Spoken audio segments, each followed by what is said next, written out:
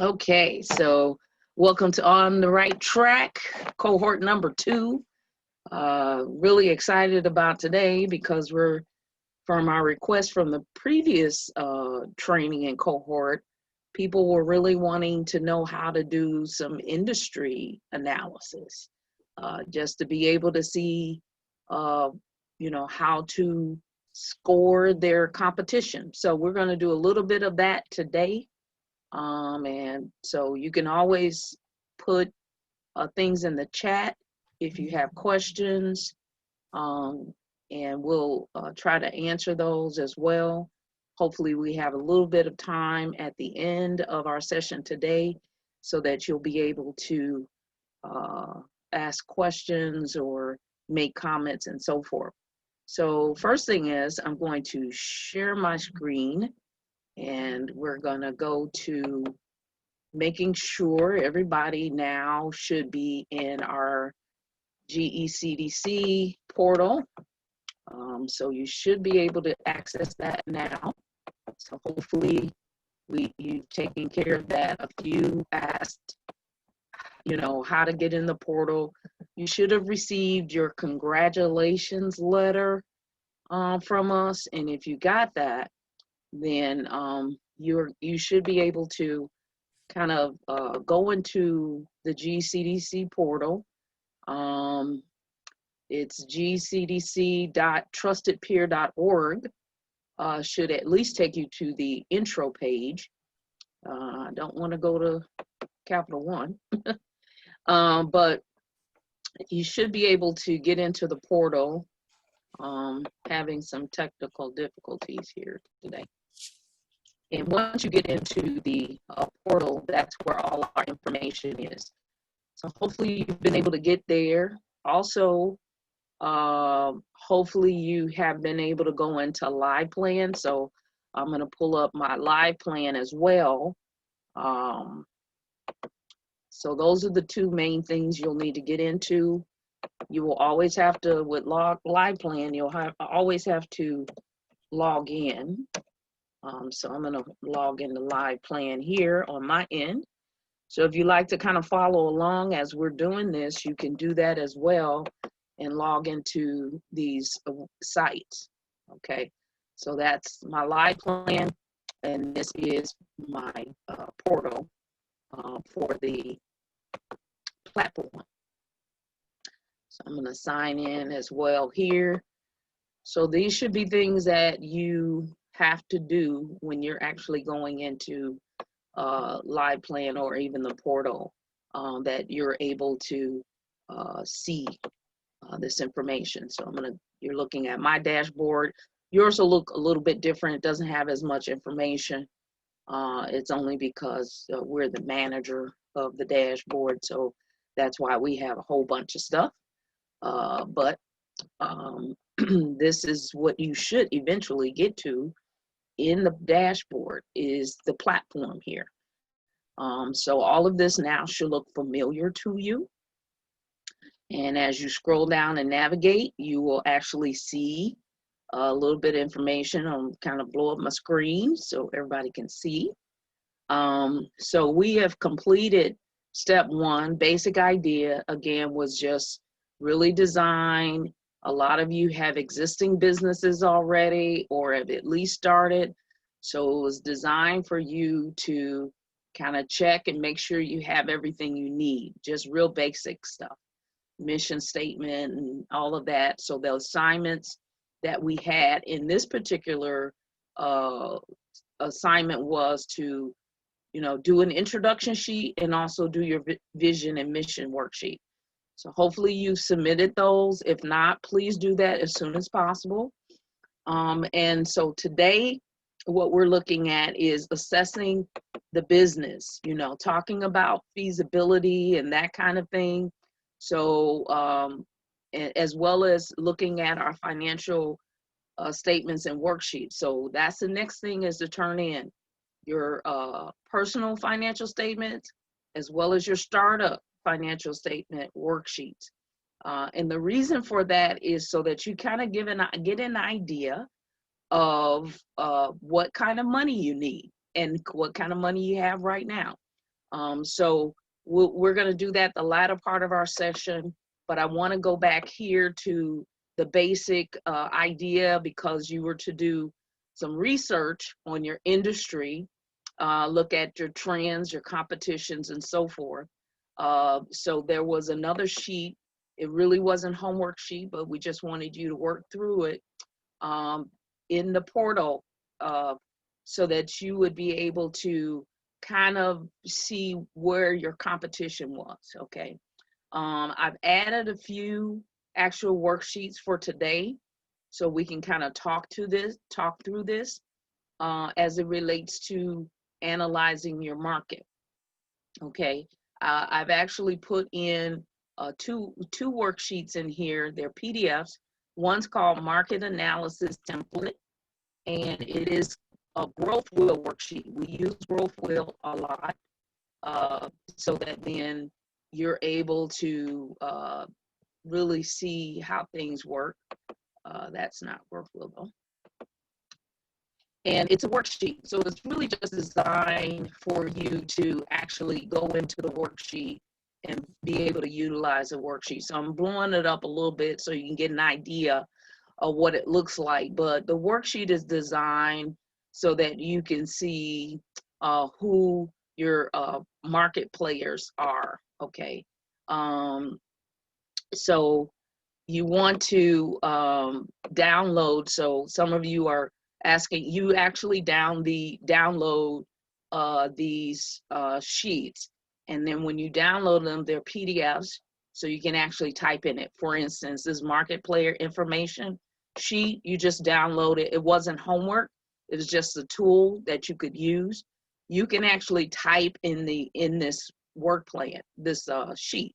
So it is a PDF document. What you want to do is save it to your computer and then start working in it, because then it'll actually save the information. But this particular sheet, it gives you information about how to use it. It really talks to you and tells you about how you can figure out who your rivals are, your competitors, and indicate what their products and services are. So if you're in the, and we're going to talk about food industry as an example. So if you're in the food industry, you might say that McDonald's is your rival. Notice how I'm typing in this. So you can type in this, you can hit the return key, and I can type in Wendy's, you know. So you can type in this. Just want to make sure you save it, so that then the original document stays blank, okay? And then your market players, you can do, so, you know, McDonald's and all of them, you know, the hamburgers, you know, everybody's selling all kinds of stuff now. So you can actually type in what their product and services are. And then for the marketplace customers, who are the customers?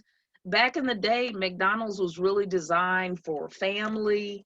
That's how they came up with the family meal. Then it kind of pivoted a little bit to youth or children, because they had the Happy Meal and that kind of thing. So this is where you can actually put in some information about what your who their customers are, and then what do you learn from them. So what can you learn from McDonald's? What can you learn from Wendy's if you're in the food industry, or any industry partner or industry player that's out there? Is there some things you can learn from? Now, where do you find the information? You find it on their websites, you find it on any kind of business magazines, people that are doing reports on them, Cranes, you know, magazine, anything like that, entrepreneur magazine. There's a lot of information you can find when you do research on your competitors. So a few ask, well, how do I find this information? It's research. You're going to have to research your competition. And although those are big model competitions, McDonald's and Wendy's, if you're in the food industry, you might have to do a little bit neighborhood research. So that's what restaurant is actually around you, and kind of do an analysis. You might not be able to get a lot of information from them directly, but you can kind of analyze. You might have to go in with a food industry and just try them out, taste their food, see what it tastes like, see their menu, if you can get a menu, just to see what they sell, so forth. So this is how you actually do and to analyze your competitors and analyze who's out there. So, you can look at rivals, which is what this is kind of categorized, but then also good competitors. So there are some good competitors out there that really kind of support, because you may do one thing, they may do another thing, but it can kind of balance that you can provide something that they don't, but they could still be good competitors. So you can learn from them and have a better awareness of how they're succeeding, especially with COVID.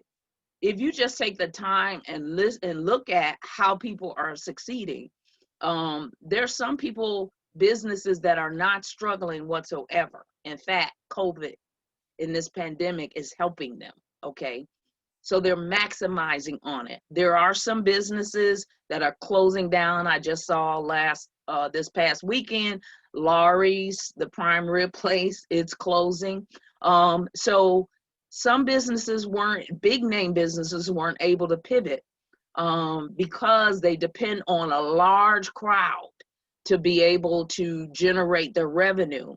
But some businesses were able to pivot. Some businesses were able to use technology for drop-offs and so forth, like that. DoorDash and all these places are making tons of money because they're picking up delivery and all of that. So there's some people that are doing really well with the pandemic, and then there's some people that really are having a challenge. So I'm gonna see if I can do my screen, but I'm actually kind of maximizing it as big as I can go on my end. So we'll try to zoom in and out when we're going through this, but this is about as big as I can go with my screen on my end. So not sure why you might not be able to see it, but also these decision sheets and this information I'm sharing is in the portal. So you can pull it up later, download it to your computer so that you're able to then see it directly on your computer after we're done. Okay, so this is one sheet. It's called the Market Player Information Sheet. This is through Growth Wheel. We have several worksheets that we can provide to you. So this is the one that's in our portal for you to look at. Then we have a document that I uploaded today, and it's called the Industry Analysis Document. So this document is really kind of information designed for you to kind of understand why industry analysis is important. It's a Word document, so you should be able to open it.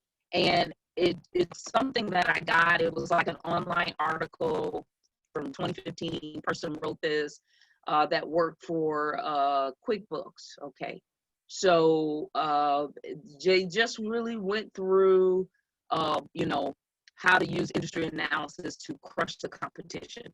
So you can utilize this opportunity to really look at your competition and to be able to kind of figure out where you fit, and then figure out what the competition is not doing, so you can actually, if you can, maximize on this. So you have to perform this kind of analysis or market analysis. So in this article, you can read through it.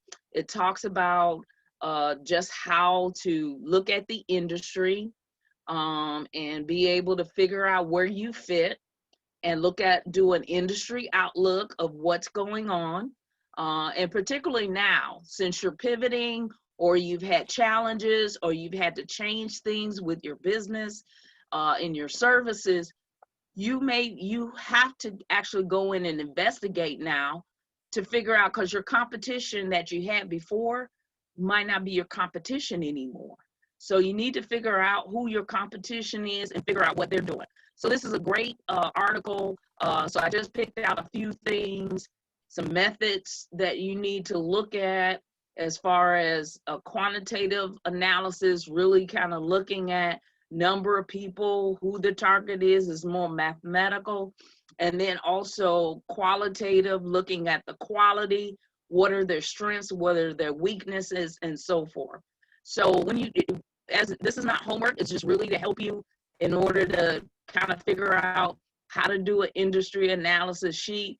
But this actually worksheet, or this information, will help you to look at then the industry, asking some questions about what products and services that the competition offers, and how they're making their money, and how can you grow faster than your competition. So this is a good piece that you can take your time and go through and see what's going on as you examine your competitors. Again, you want to look locally, and then you want to look at your big names. So you'll have the big names, you'll always be able to find their kind of stuff. But it's when you have to look at some of your local people, that means you have to look at their advertisement, their website, their products, their brochures. You have to look at articles. There's a variety of things that you'll have to look in order to collect your data. So you want to take the time to do it. And then when you analyze this, you want to be able to analyze in comparison to what you're doing, what they're doing, okay? And so I have another, you're going to do a SWOT analysis, and I have another sheet that I'm going to take, stop this, so you can download this and actually read it when you have an opportunity. But I have another kind of worksheet. It's called competitive analysis. I think that's the one, where it's actually a worksheet. So everything that I've shared with you, everything that's in that article, you can actually now do this worksheet. Okay. So it's kind of really simple to help you lay out the information kind of on a page. So you'll notice the categories is my business, strength, weaknesses, and then your competitor, A, B, C, and then importance to the customer. So of course you can rearrange this, make it larger, whatever the case may be. It's a Word document. So if you want to do something else with it, or be able to manage it better, please do so.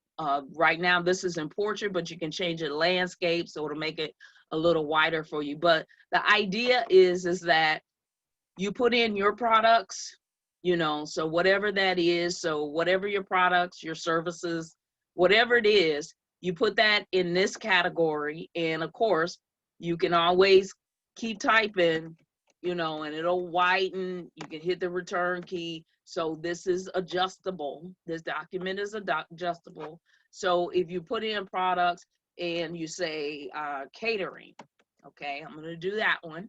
So what is the strength of, that's your business, is catering.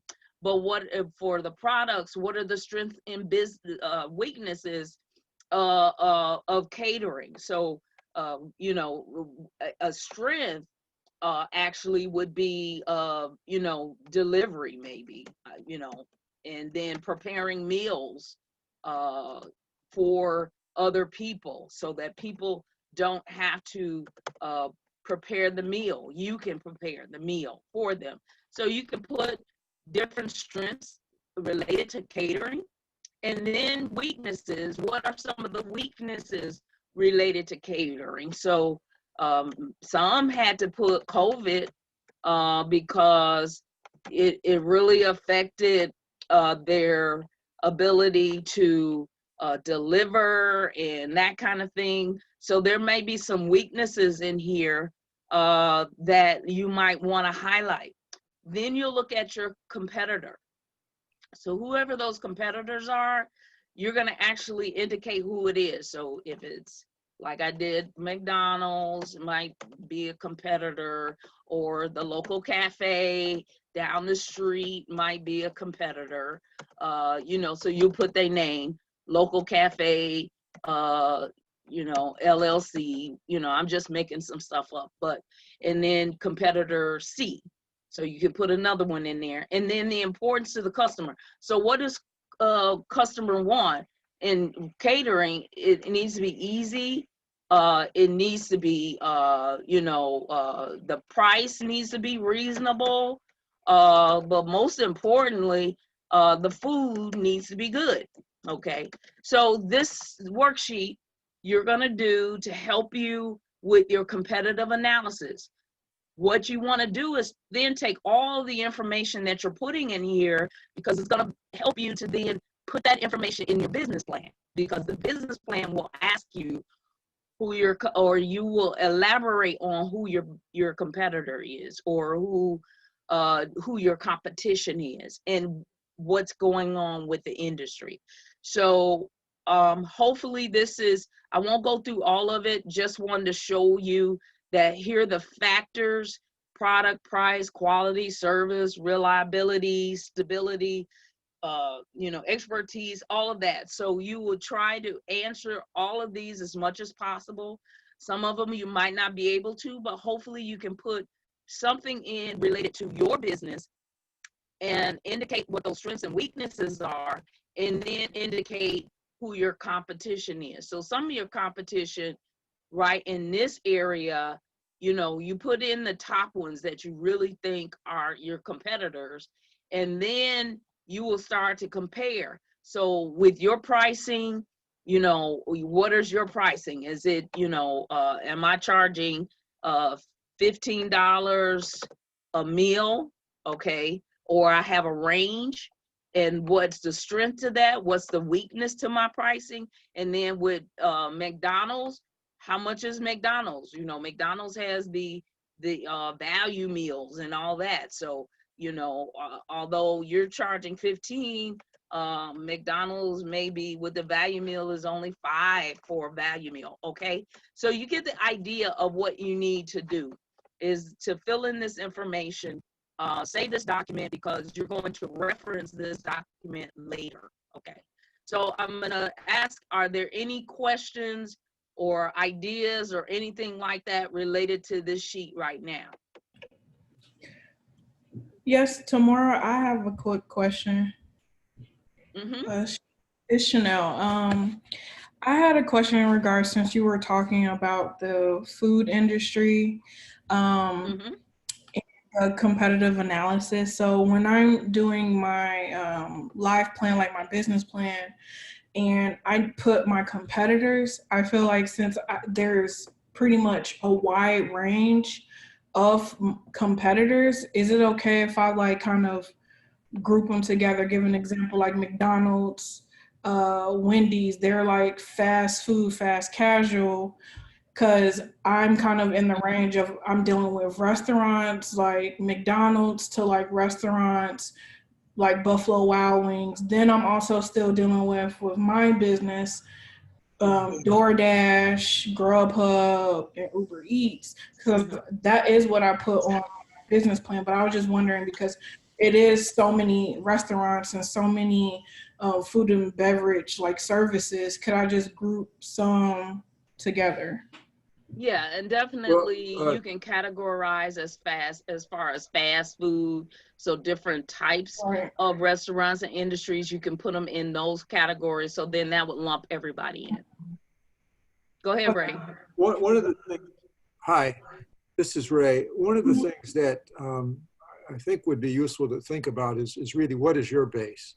Okay. So in other words, if you're, you know, you're just a startup and you're really focusing in on a niche of catering, you probably want to think about the competitors relating to the niche that you're in. Okay. You know, the more smaller base as a starting point. Okay. So that you don't get bogged down in a lot of data that's not going to be helpful for you. Okay. I mean, Yeah, there's a lot of restaurants, and it's just like, okay, well, that's kind of like, it's very vast. So I wanted to group it together because then that would just be a lot to try yeah. to research. So like Chanel, you're interested in doing like subscription meal service or direct prepared meals, okay, Right. for people to have an option to take advantage of. Mm-hmm. And so with respect to that, I would start my competitive analysis and looking at competitors that are doing what you're proposed to do, okay? Mm-hmm. And obviously, you know, the biggest hurdle, like in catering, Mm-hmm. is, as you know, is really the cost to have to, you know, pay for the use of a commercial kitchen or a shared kitchen to cook your food. Right. And so, you know, that's, you know, those are the things that you want to narrow in on, Okay. so that you can get, you know, you can get some clear data that's going to be useful for you, so that you know exactly what you're up against in terms of what you're trying to accomplish. Okay. Thank you so much. Sure. Okay, and there's one more thing I'd like to share with you, and this information is available when you sign up for a consulting session, and I'm going to see if I can pull it up. We at the CDC and the Illinois Small Business has a subscription, and I'm going to see if I can pull it up. It's called Ibis World, if I can spell it right.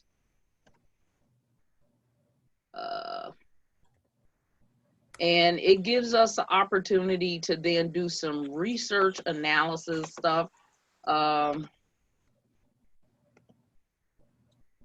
See if I can pull it up here. I had it earlier. Here we go. So through the SBDC, we can actually assist with market research. So the SBDC has given us subscription. And so we can actually kind of assist you if you're looking for some stats and things like that. Many times when we're pulling this information together, it'll have the bigger people and not necessarily the smaller people. So it's just to kind of give you an idea of what's going on with competition. Okay, so this could be something, if you need it, could help you. So we have the opportunity to actually go in and into this software system. It's very expensive if you actually utilize it on your own to pay for this. So this is a great opportunity if you do want to have some kind of information, that you can set up a session with us, and we can then do a one-on-one and actually be able to kind of be able to take you through it. And of course, it doesn't want to let me in here. And I was in here earlier, but if I'm not able to get in, then we'll try it later. But let's see if it's going to let me in. Okay, so hold on a second. It's looking for a code. So let's try the code and confirm. Okay, so it lets me in. Okay, so this is the opportunity that, you know, we can type industry in, a NACI code, which is a national code that is used on a federal level, and it categorizes companies and so forth. So recently we were just talking about food. So if you type in just the top, the word, then you'll have accommodation, food service. Here's fast food. So if we really just wanted to focus on fast food or food service contractors, we could actually click in and get a little bit more detailed information. Okay, so this is how we can see what's going on with the industry. So if we select it, it'll actually give us a report. The code for food contractors in the U.S., the NACI code or number is 7223, 72231. And so here, and I'm gonna try to blow it up. The screen is, it's not quite conducive, so I'm gonna try to blow it up so you can see it. But we can kind of assist you with different information as it relates to, in this particular case, is food service contractors. So there are different kinds of charts in here that talk about food service contractors, and they categorize them. So it could be a vending machine operator, caterers, fast food. These are related industries, that street vendors. So there's related industries that we can go in depth with. So I just wanted to share that with you. Some of the major players in food contractor is Airmark, Sedeco, Compass Group. So these are big major players. So we can pull information on there of what's going on in the industry and the activity. So just wanted you to show you what access we have to this type of software. So if you really want to get down and dirty and really understand with this particular one, like key statistics. So here in 2020, they actually indicate the revenue that comes in for food service. So 44 million or so, but you can get detailed information across the board about wages and any kind of import, exports, employment, all of that.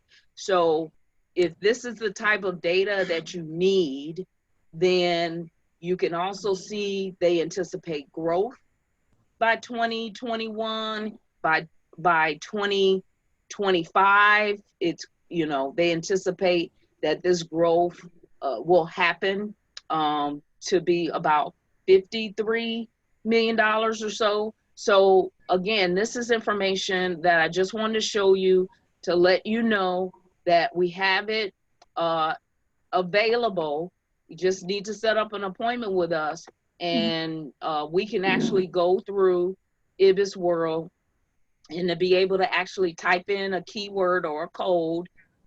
So if it's music or anything like that, producers, all of that kind of thing, we can actually do some research and assist you in kind of finding out what's going on in your industry. Okay. Any questions? Yes, Tamara, I had a Okay. sorry. Does it sound like it was an echo? A little bit. Oh, okay. Hold on. Hello? I can hear you pretty clear. Yeah, I can hear you pretty clearly. Okay. So in regards to this information that's on the screen, and you said that we had to schedule a one-on-one consultation, even though I've already, because I've actually had conversations with Ray a couple of times. I've been in contact. So is that two separate things, or no, it's just if you haven't done any industry research, if you don't have stats on your industry and you still need some additional information so it can go into your business plan, if you still need to do some competitive analysis, that we're just extending as an opportunity. So if you don't need this information, you have information already that has been provided to you, then that's fine. It's just that we're just letting everyone know. Some people might not be aware that we had this access. So this is so that all of you guys can know that we do have this access if you need to do some industry research. Yeah, I will say I would like to have that information if possible to help kind of with my market research and the competitive analysis. Okay, so it's just a matter of setting up some time, because there are ways that we can actually create or produce a report for you, so that then you have a report to look at later. So we can do that. Okay. All right. So just, shoot us an email and say, yes, definitely, or either use the portal. So I'm going to go back to here, and you can utilize the portal if you want to schedule an appointment. Okay. So you can, on your board, you should be able to see availability. So I have mine in there when I'm available. So you can look at the calendar to see the dates. And if you want to set up an appointment, then you just actually will click on the calendar, schedule an appointment with me, Ray, or Rhea. Okay. And just let us know, and we'll schedule an appointment to meet with you. Okay. Yes. Thank you. Okay, so now I'm going to move on, and I'm going to have kind of Ray to help me navigate through this as far as just really talking about startup budgets and all of that kind of information, because that's really what we want to tackle as well for this 30 minutes. You'll see here that we had some kind of like worksheets for you. So there's one that you really should look at, and that's Ray's startup expense sheet. It is an Excel spreadsheet. So if you haven't done it already, please do it. And it is an Excel worksheet. So just download it to your computer. And when you do that, it's kind of like just a worksheet to kind of look at your startup expenses that you'll have to take care of, or know that you should have when you're starting your business. So there's some just basic information that you can be able to do. There are directions on here. So the directions kind of give you an idea of what you need. In this particular case, I'm going to just put my name here, and I'll use my company name, Tamora Walls Consulting. Okay. And, my starting month, I'm going to do it that my starting month, I'm not really going to get started until January. And then my starting year, 2021. Okay. So that's kind of like the information that I need, so that then notice it'll populate. So now all of this information is populated based upon what I put on the direction page. But now I can go ahead and start to put in amounts with what I think I'll need when I start 2021. So if I'm going to either purchase land or a building, I can put that dollar amount in. I can put leasehold improvements for the building, equipment, so forth. So these categories help you to really see how much money or what they call fixed assets you need with your startup. Okay. And then also if there's any depreciation over the period of time with these fixed assets. And then if you want to make some notes, you can put notes in there as well. Okay. Again, this is your startup expense for 1 year. Okay.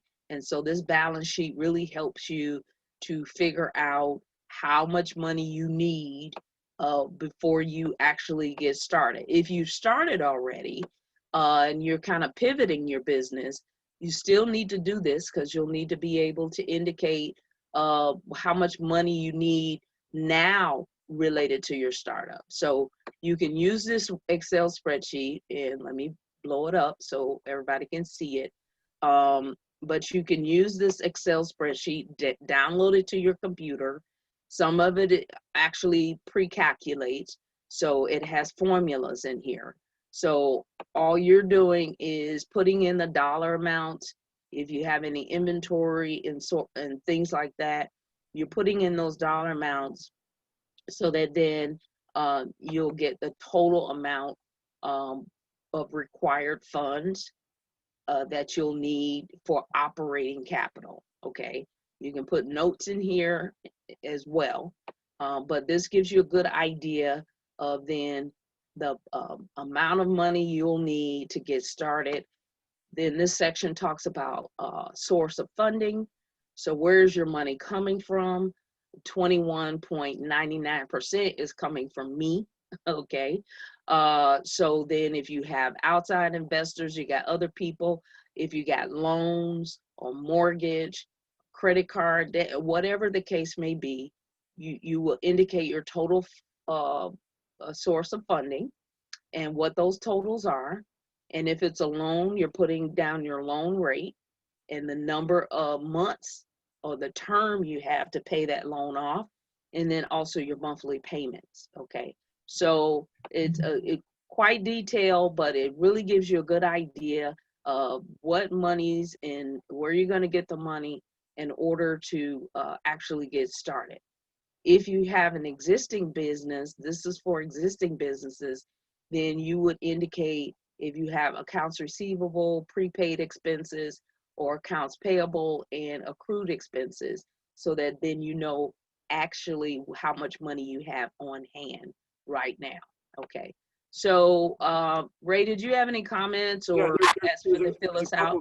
There's a couple things that I think are useful to point out, because what you put in here, you know, has links to other areas like earnings and so forth and expenses. Okay, like as an example, when you talk about your fixed assets at the top there, you know, they say you want to get some brick and mortar. You're pivoting into brick and mortar. You need $300,000 for a building.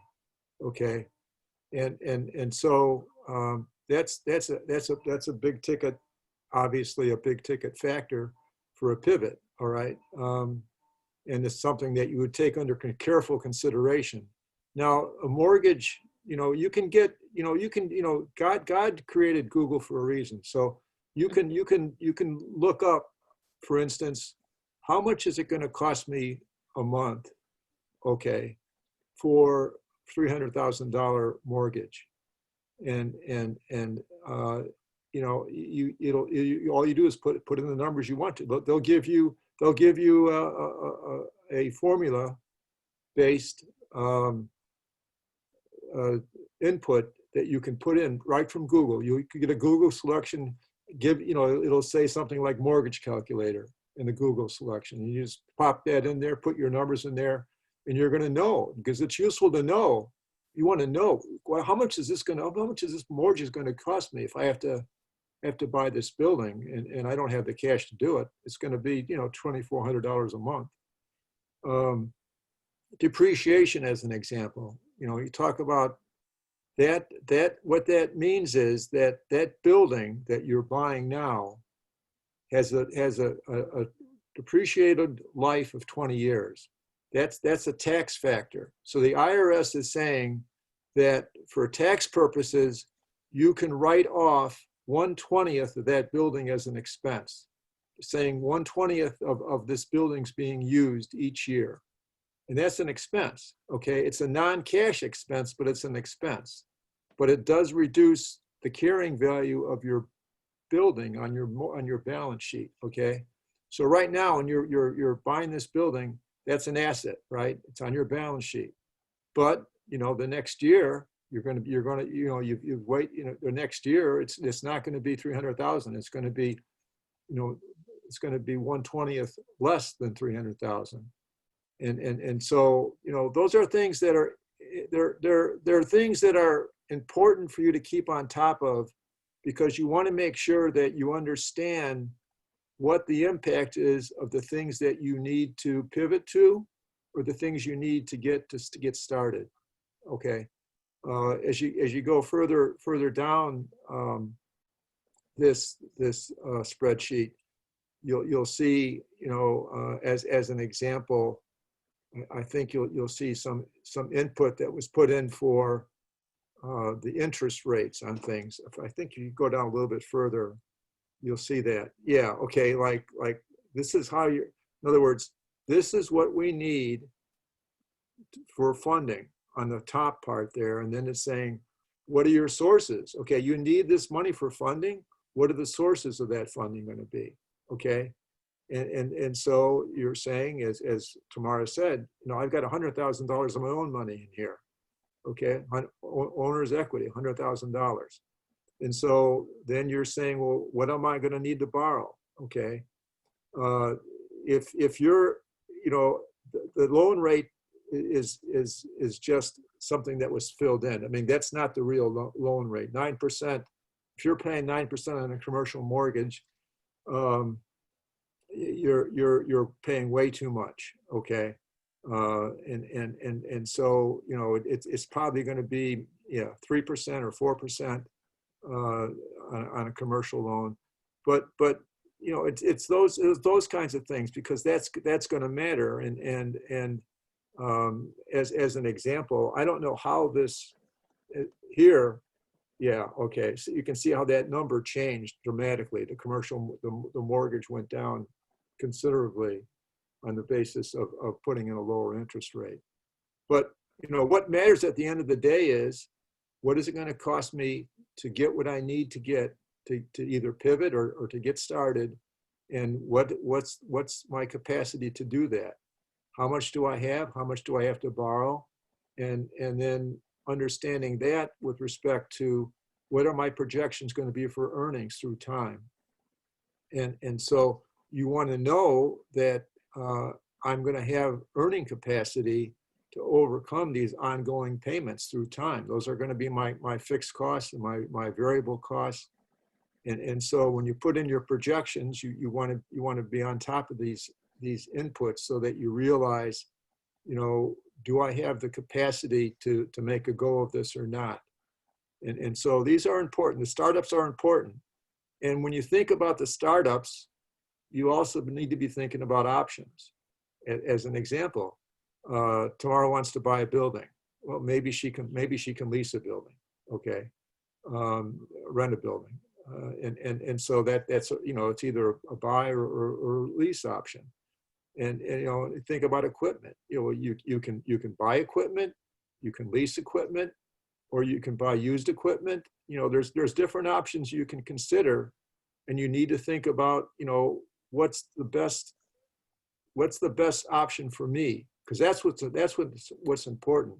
It's not that you're going to just be in dreamland and say, well, I'm going to go buy the finest piece of equipment I can to do my business, when really what I need is something that's going to be able to be a dependable piece of equipment that's going to enable me to get started and to make advances that will enable me to buy better equipment as they get further along.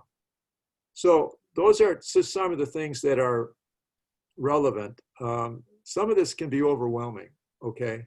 But think about where you're at, okay? When you start doing projections, you're doing projections all over what you're doing right now, in the here and now. That's what matters. And then you can build from there.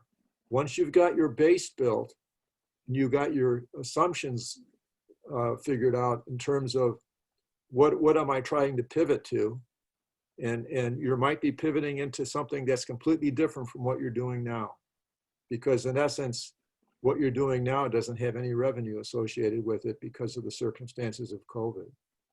So these are things, and these spreadsheets are nice because, as Tamara pointed out, as you start filling out your startup costs, these elements that are in your startup costs will go into your balance sheets and go into your income statements.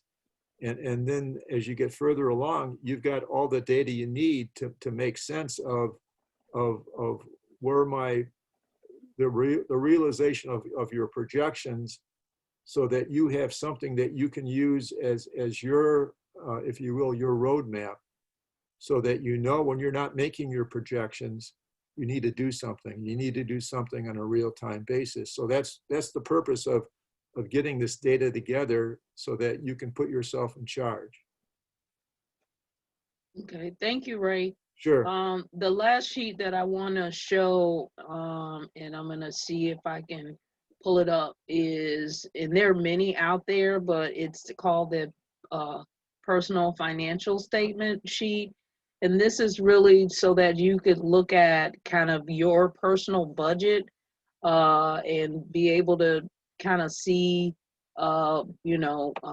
this is kind of pulling from SCORE, but there's so many other personal financial sheets that are out there that you can really utilize just to give you an idea of your personal finances, because many times you're the first funder before you kind of find investors or get loans and that kind of thing.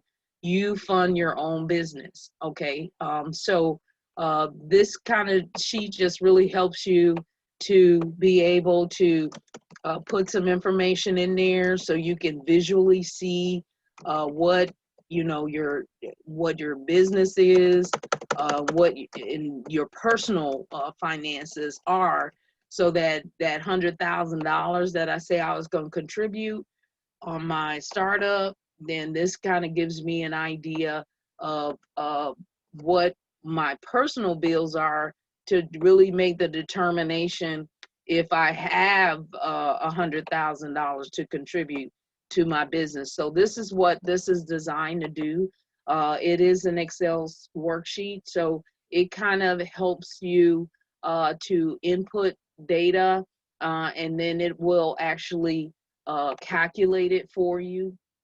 So when you're putting the information in, it's asking, what's in your checking account. So maybe you got $2,500 in your checking, and I'm just putting numbers in.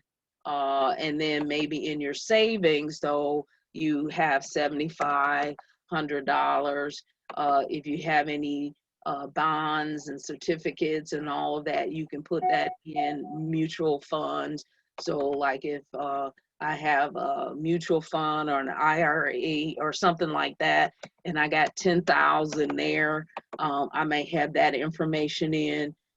So you can put in information if you have a life insurance where you can actually surrender a value, maybe my life insurance is 5,000. I got money that I can actually get out of my life insurance. Personal property, so your auto, your jewelry, anything like that of value, you can put that information in. The retirement funds, any kind of real estate you have, whatever that cost is. So you're putting in your assets.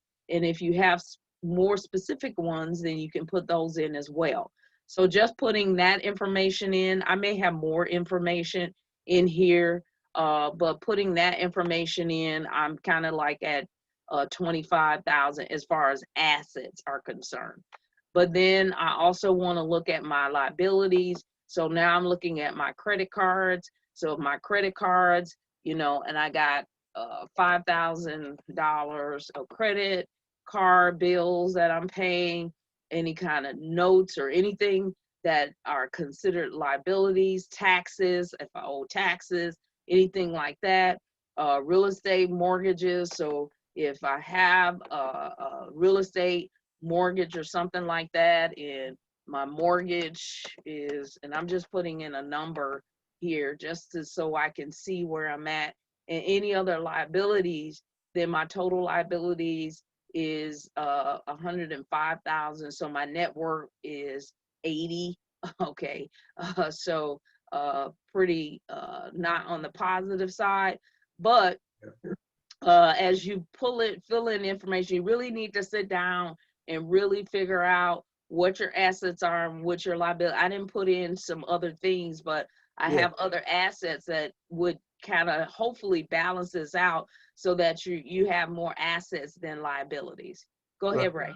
So, I mean, as an example, you didn't put on top the real estate value of your home, okay? So, so let's say your home was worth $150,000. as an example. And then obviously that negative number on net worth would become positive.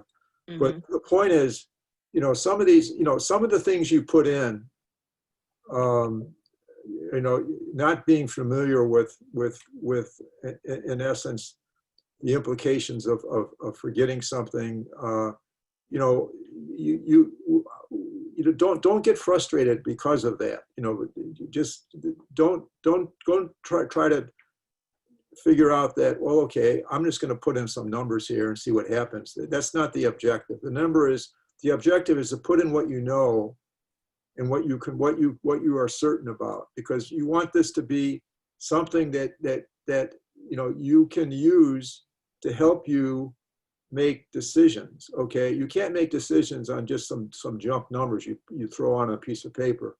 You need to have the real facts to be able to do that. So focus attention on that. If you you know, for some reason you put something in the wrong category, don't worry about it. I can figure it out. I can figure it out for you. I can help you overcome that, so you don't get, you know, a lot of people, for instance, they get confused and they put in, when they buy inventory, as soon as they buy the inventory, that would be something that would be on your balance sheet as an example. That's an asset. And then when you start using inventory, that becomes something that you're using to build a product with. Okay. So when you're taking down your inventory from your asset, that usage of that inventory is an expense. Okay. But some people, when they buy inventory, they put it all in as an expense and they haven't used it yet. Okay. And so their earnings are going to be really distorted as a result of that. So it's just, you know, trying to understand the fundamentals, but the objective for you to try your best at doing this is because you want to be in charge. And these numbers help you be in charge because those are the facts that you need to rely upon. If you have problems in estimating, you know, what your earnings are, as an example, we can help you with that. In other words, let's say you didn't record all the earnings you had, okay, but you recorded some of the earnings you had. Well, what we can do then is say, okay, you don't have all your earnings, okay, but you have some of the earnings you had on some days. Okay, so why don't we just average things together? What's the average earnings on the days you did keep records on? And then how many days didn't you keep records on? And you can just use an average. It's not perfect, but it's something that's a better answer than just putting in numbers that you have no idea of. So we can overcome the challenges, but it's just realizing what you have, what you're making your judgments on, and we want to get the best answers we can, so that this data that you're putting together is going to be useful for you. Okay, thank you so much, Ray. I appreciate that. So what we would like for you to do is to go in and download these sheets and figure out your personal financial statements. And then we would like for you to go in and try also the startup budget, or if you're an existing business, then we want you to really look at your numbers again and make sure that those numbers make sense, because since COVID, those numbers may have changed.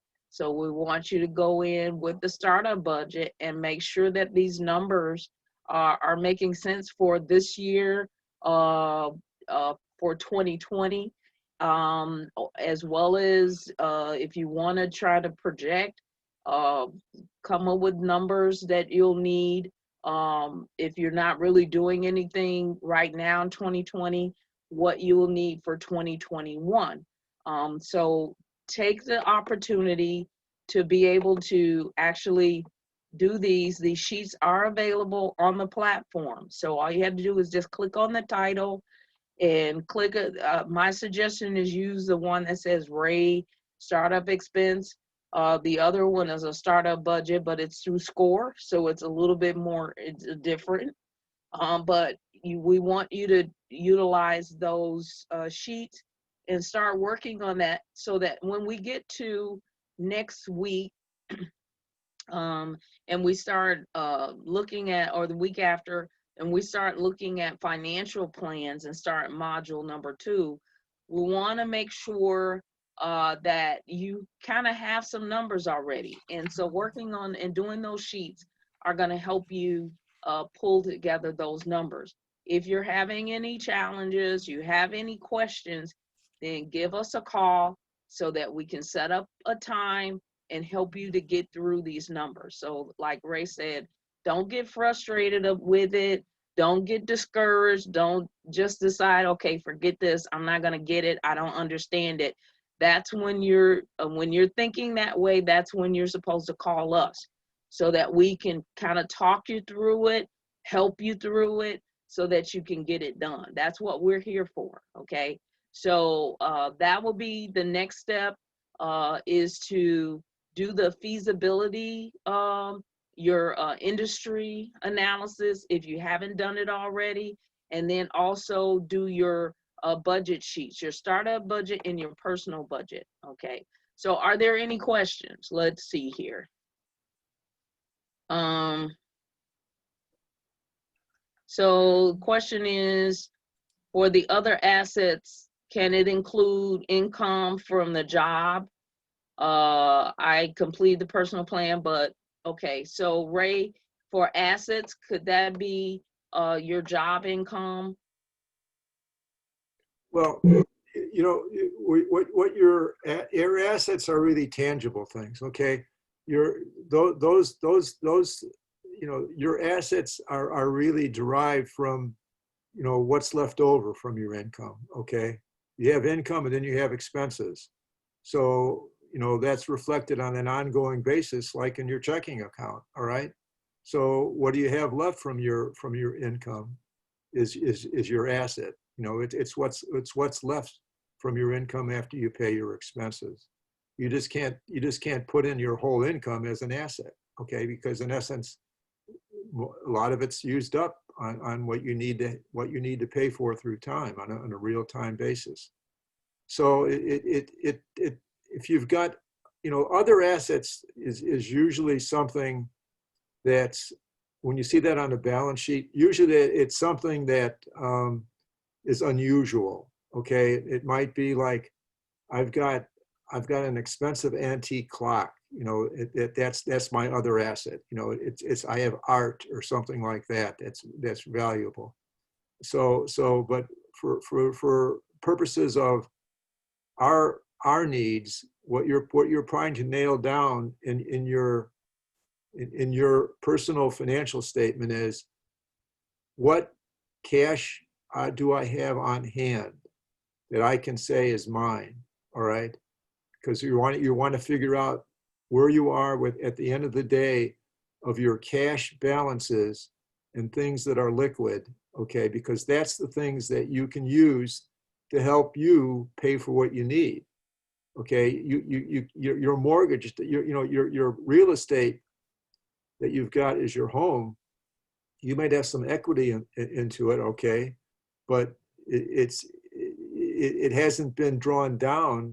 You know, you can draw, maybe you can borrow more money on your home because you've got a lot of equity into it. Then of course, then that becomes liquid. But right now, your real assets that are liquid are the things that are most important to someone who's considering your credit quality, okay? Because what matters is cash flow at the end of the day, okay? It's not, you know, it's not things that would take a long time to liquidate, okay? Because that's something that the values change through time, okay? As an example, let's say that in your business, you're buying stuff called inventory, right? For things that you're using in your production of your products. But what if that inventory is old? Okay, is it useful to you any longer? Does it have any value? If it doesn't have any value, you got to write that stuff down. And so, you know, another thing that's important for a small business owner and anyone that's in business is liquidity. You know, what can I liquidate from my assets into something that becomes a short-term asset that I can use for cash if I need it. If you run out of working capital, what are you going to do?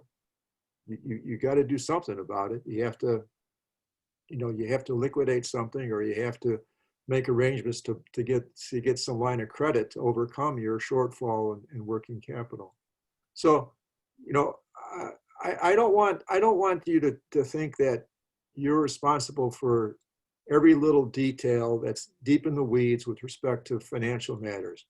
Just try to do your best with respect to, the startup stuff, and we can go from there. You want to use the startup stuff so that you can get to the point of putting together realistic projections. And so don't worry about the fact that you don't have all the details, and because we'll get to some more details, but our objective is not to push you to the point of complete frustration. Our objective is to give you what you need to try to understand so that you can be in a better position to be successful. Okay. Thank you so much, Ray. Appreciate that. And as Ray stated, we don't want you to be frustrated, but we do want you to at least understand. And next week, we will get into more financial things.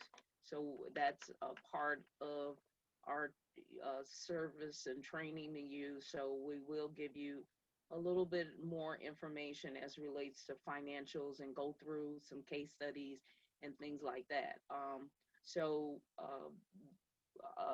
As we close out for this evening, just know, utilize also now the opportunity to, if you haven't already, start working on your business plan, utilizing Live Plan to be able to do that.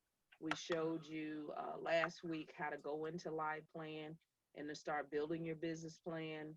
Also, we're asking that as you're putting information in, you want to test the plan. And so the whole idea is to ask people questions about your business. What are good services that we provided for you in the past?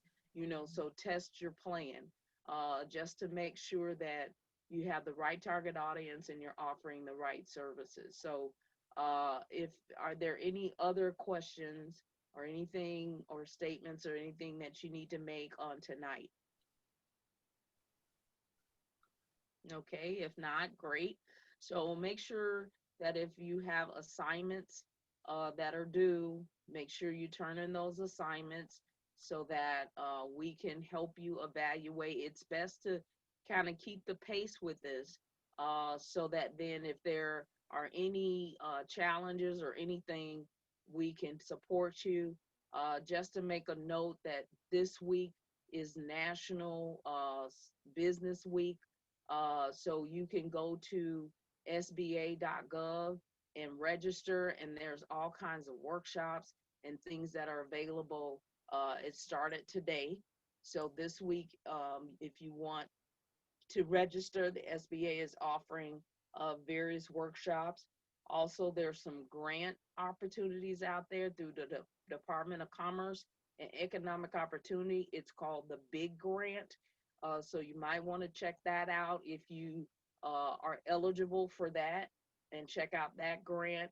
So that's on DCEO website, Department of Commerce and Economic Opportunity, if you want to check out the Big Grant. And when you go to the website, even to our website, we have a listing of grants and things as well, that you can check out. I think Facebook had something out. There are a variety of Verizon had something out. So there are a variety of organizations and foundations that have grants for small businesses. So you just need to see if you're eligible for them. So you want to check that out. If you, again, like to schedule an appointment with us, we can set that up with you and just look at our calendar. We can do that. So Rodney, definitely we can schedule you to go through and kind of go through some things as it relates to what we talked about today. Okay, Rhea, did you have anything? No, I'm good. Okay. All right. I'll put my hours out there tonight, guys. So if you need to reach out to me, you'll be able to see them. Okay, great. Thank you. My hours are out there, so. Okay. All right. So you guys, all our hours are out there. If you want to schedule an appointment, please do so. And if you do it through the platform, you can click on our the availability and the time that you want to meet with any of us. It will send us an email. We will respond back to it, and then we can schedule a session. So definitely want you to do that and keep doing it ongoing so that you don't get behind. Okay. So thank you again for being on tonight. So we'll see you on Thursday. This was recorded. So as I did last week, I will actually send you our YouTube link so that you can revisit it and look at the recording again. We'll see you on Thursday at 6. Great. All right. All right. Everybody have a nice evening. Thank you so much. Okay. Thank you. Bye-bye. Bye.